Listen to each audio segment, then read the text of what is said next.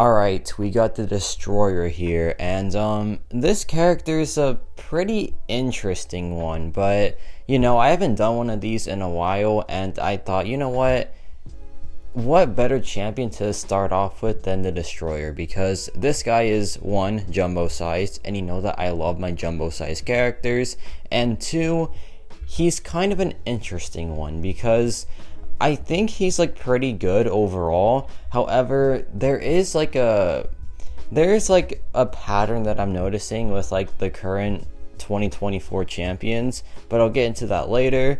But yeah, so far so good here. You want to just drop SP1s to build Destroyer charges. You also build those charges by intercepting or punishing heavy attacks and special attacks. And once you get to 100, you get a massive power gain worth up to 4 bars of power. And then yeah, you just do that in the short matchups. It's pretty good, it's pretty satisfying. And once you get to the SP3, you get a massive degen. Well, you get like a decent degen, and then it converts into massive SP2 damage. So you'll see that in this fight here. And yeah, that's pretty much like all you need to know about his rotation. It's a pretty simple rotation. Just intercept, build SP1s, and then drop an SP3 if the fight is like a longer one. Then drop your SP2s, and they just do some pretty good damage. Now, what does he do? That's like a good question, right? Because like, what does he do? Okay, well, he's immune to bleed and poison, as well as intimidate and infuriate. So that is that's pretty niche. It counters Hercules, it counters Mantis, it counters Gladiator as well. Decent kit so far, right? But he also nullifies, well, not nullifies, but he removes indestructible and immortality buffs.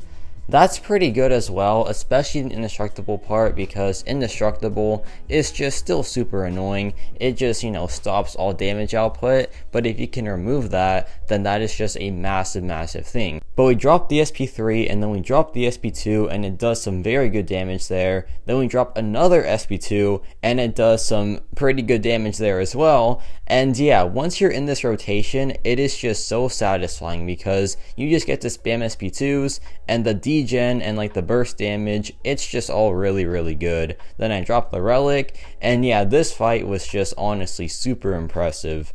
So yeah, Destroyer, like once he gets going with the SP3 and all that, is honestly just such a beast. But like I was saying, he counters indestructible, and he also counters buffs on block. For example, Hulkling's Pierce, he's just really good for countering that, and he also has access to like power gain, and he also gains protection against buff heavy matchups. So yeah, overall a pretty decent kit.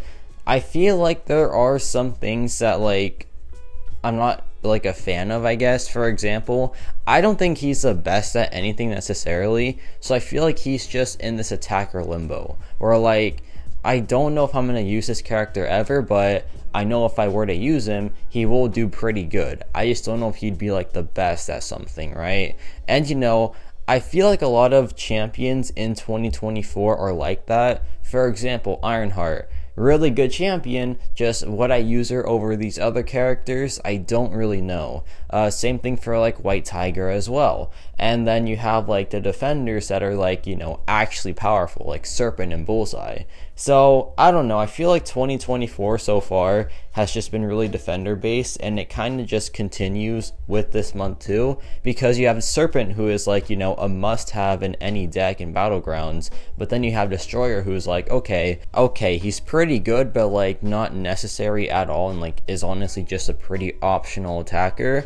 So yeah, it's a weird trend, and I kind of favor attackers more because I like playing the game and not just, placing defense on the game. But that might just be me. Maybe a hot take, but yeah, playing the game is pretty fun, right?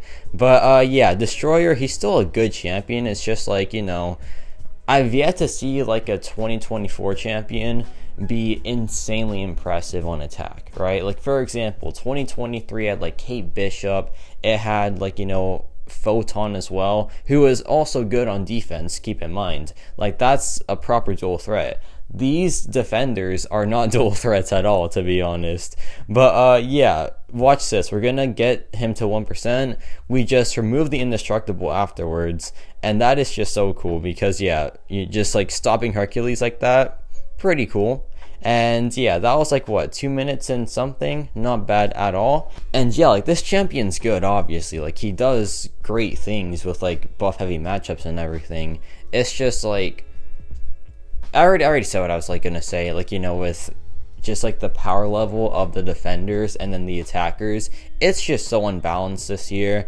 And you know, defenders sell, obviously, like they sell to like the C5 players and all that, the ones that like sweat the game and everything. So like there are people that are buying those defenders because they kind of need them. And you know, I don't have a problem with that, like, you know, releasing defenders that are really strong. I think that's healthy for a game. I just don't like how the defenders are getting all the love while the attackers are just kind of in this limbo where like, okay, they're decent, but they're just not doing anything like the best. I guess Destroyer is like one of the best at just removing indestructibles because that is a very rare ability and he, like, you know, has access to it. But I don't know. I feel like this champion's loop and everything might not be too battlegrounds friendly. It could be Alliance War friendly, however, so I think he could shine there, especially because this current Alliance War tactic is pretty terrible. So yeah, here he drops the SP2. I just tank that damage for some reason. That's pretty cool. And then I drop my own SP2, and yeah, this damage output is looking very, very nice now. Like, this champion is honestly pretty good. I think he is a pretty great addition to the game so far, and he is just super satisfying to play as well. Like, I want to use this champion in like my battlegrounds deck and everything, but I just don't know how he does against like the other top mystics in the game, for example. But I think he will hold his own because like countering indestructible is honestly just really, really useful. But yeah, now we have this Red Goblin fight, just a pretty generic one. Just want to show him like against like these type of health pools because he's an odd one.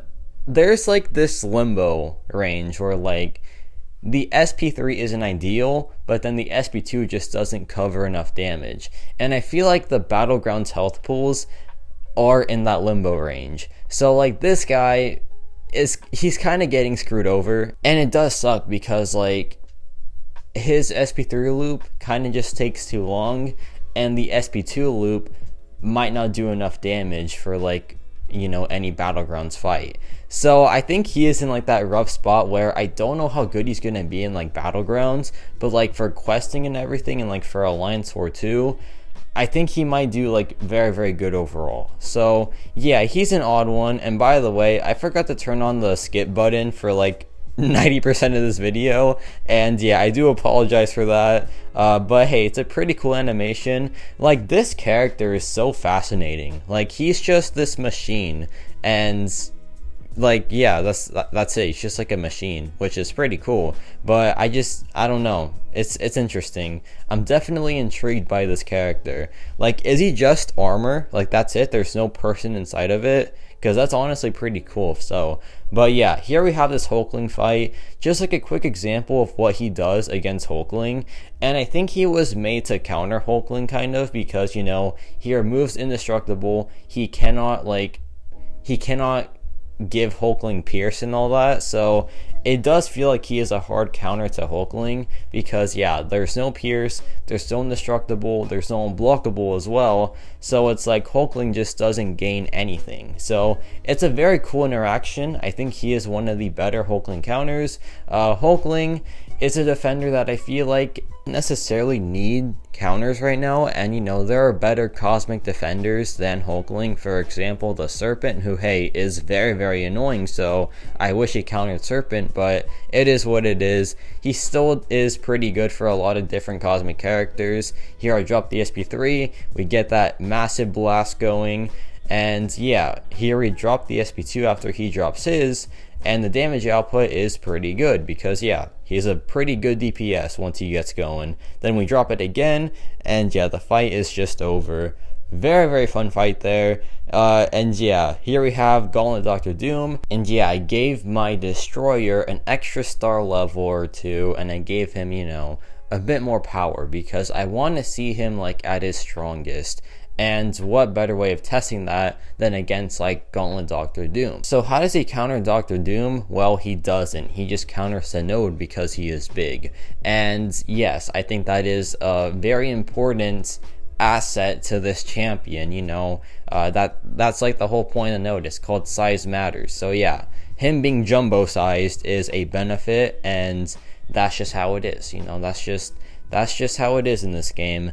But yeah, there I crit, which is kind of surprising because it's Dr. Doom. That like caught me off guard, to be honest. But yeah, he's pretty decent for Dr. Doom, or like any champion with any like res or like a damage cap on basic hits, because he just has, you know, the degen and the pretty big burst damage that can just bypass both of those things. So yeah, overall, just I like the way he does damage. He's like a burst character, and you know, his basic hits are still pretty strong because of those 4 Furies, but like the degen and the SP2, they just do some pretty wild numbers. But yeah, here we go in, drop the first SP2, pretty good numbers there, go back in, and yeah, so far so good here. Honestly, just a pretty clean matchup overall. Like, you know, Destroyer, one of like the issues with him is that he does take a bit too much block damage. Yeah, it's kind of annoying, but like, you know, he also has a lot of health, and in his ideal matchups he will have that protection as well, so I guess it isn't the biggest deal. But like in these generic matchups, and you know, by the way, like, what am I saying right now, because like Dr. Doom has block penetration, so like this is a bad matchup to talk about it. But like outside of Dr. Doom, I'm trying to say, yeah, like the block damage is pretty noticeable, so that does kind of stink a bit. And it's especially bad because he is a champion that wants to bait out heavy attacks and everything. But yeah, like in those buff heavy matchups, he's gonna do pretty good, and he's gonna sustain himself pretty well because of the protection passive. But yeah, here I drop another SP3, and this matchup is just about over, because look at this damage output once he drops the SP2. There we go. Now check it out. We're gonna go in, drop it, and yeah, he gets destroyed. That was a good line. Okay, anyways, here we have the final fight. We have Terrax, and this matchup is so goofy. Here is my thought process. Okay, whenever the Destroyer like is immune to armor break, he gets like these Destroyer charges, right? And my thought process was, okay, that should be enough to just burst him down, right? Well, I was kind of right, but also kind of wrong, because as he was getting nuked down, so was I. So yeah, it was like a pretty close matchup, a pretty intense one at that.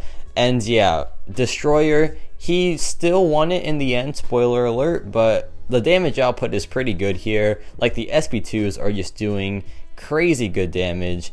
And yeah, if we go back in, get the intercept, and this matchup is, yeah, it's getting kind of sketchy, but you know what, we're still in it. We go for the intercept again, and yeah, this matchup is essentially over now. He drops the SP2, no big deal, the protection's now up, and yeah, that about does it. So not too shabby at all. A pretty fun matchup, but also a pretty dangerous one, and a pretty silly one too. But yeah, Destroyer is honestly, I think he's a pretty good champion. He has, you know, some niche uses for sure, and it's just a pretty like fun champion in general. What I said about the defenders and all that, I kind of do stand by though, and I feel like the attackers are just in this limbo state where it's like, okay, they are good, but like I just don't know if I'm gonna use them over my other main attackers, right? But yeah, still a good and useful champion, and also just like really fun to play. So let me know your thoughts on the Destroyer, and yeah, that's about it for me.